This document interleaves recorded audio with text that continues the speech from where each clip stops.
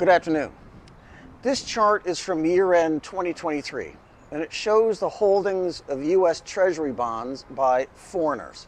So this is U.S. government debt and who owns that debt.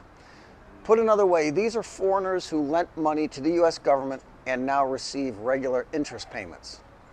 They may be foreign governments or foreign central banks or foreign pension funds or institutional investors or companies or individuals. The question we're looking at today is, where will demand for U.S. Treasuries be coming from in the future? So year-end 2023, Japan is the biggest foreign holder of U.S. government debt at $1.1 trillion. China is next up with $816 billion, then the UK. Since the end of 2023, China is increasing its sales of U.S. government debt. This chart shows that in 2011, June, China held 14% of all U.S. government debt outstanding, and they've been tapering off since. In the first quarter of this year, 2024, China sold another $53 billion of U.S. Treasury bonds. It's likely now that the UK is the second biggest foreign lender to the United States government. China is explicitly not going to be buying Treasury bonds in the future. They almost certainly took a loss on the bonds they sold in the first quarter of 2024 just to get rid of them. If they're dumping them in quarter one, they're not going to be buying more, so China's out.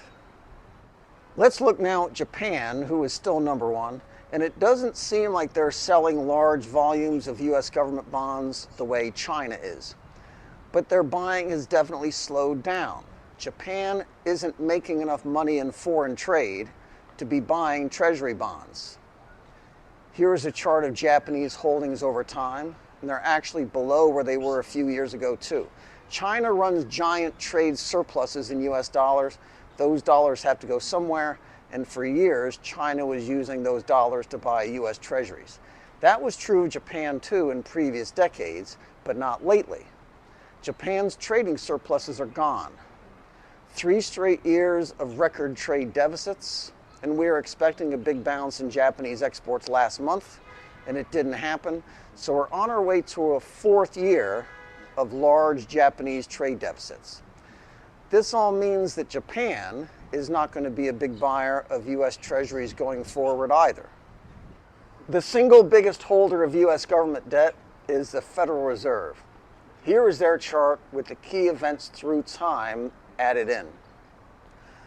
When the financial crisis hit in 2008 and 2009, they bought treasuries to keep the financial system solvent, going from under $1 trillion to over $2 trillion fast.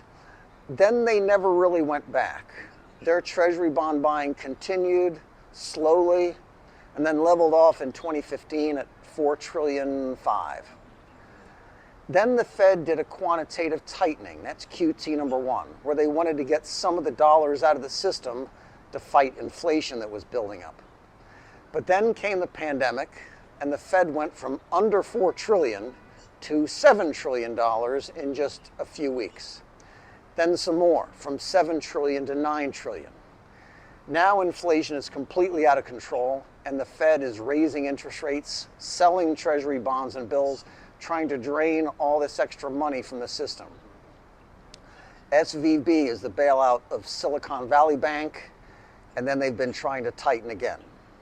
So the Federal Reserve is selling Treasury bonds that they were buying, now desperately trying to get inflation back down. Here is the Fed's April number. They sold $57 billion of Treasuries in April, which is down $1.25 trillion in just under 2 years, since June of 2022. The Federal Reserve still has a long way to go. Of the $3.27 trillion in monetization. Monetization is the banking system buying government bonds, either in the secondary market or at issuance. The monetization of the $3.27 trillion, they bled off only 38% of it. And this is how they're doing it.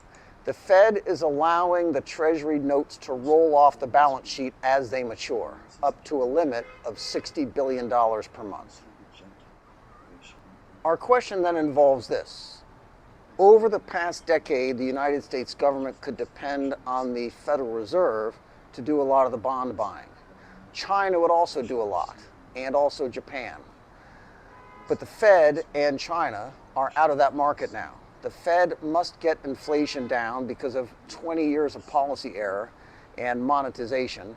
China's out because they just decided that it's too risky. And Japan doesn't have enough new money coming in to be buying a lot of new bonds. So who will step up to do this new bond buying, the new lending to the US government? And what interest rates will those lenders demand? A lender to the US government during times of high inflation already knows that he's being paid interest with dollars that are losing their value and fast. And a foreign investor has every reason to worry now that his company or his government might do something that will cause his investment to be frozen or seized. We should not expect then that there will be foreign buyers to replace China, let alone China plus the Federal Reserve. That means that all these new buyers will be in the United States, and with many trillions of dollars in debts to be rolled over, demanded by Washington to pay for the maturing bonds. Just in 2024, that's about $8 trillion. Plus there will be another $3 trillion in new deficit spending. So let's estimate that about $11 trillion just this year will be lent by investors in the United States to the United States government. That means $11 trillion that will not be available for anyone else to borrow. Homeowners, business owners hoping to expand, lots of people are going to be looking to borrow money, and lenders in the US there will be demanding much higher borrowing rates, no matter who they're lending the money to. This is Sichuan province. Be good. No man comes to the Father but by me. Everyone who hears these words of Jesus and acts on them is like a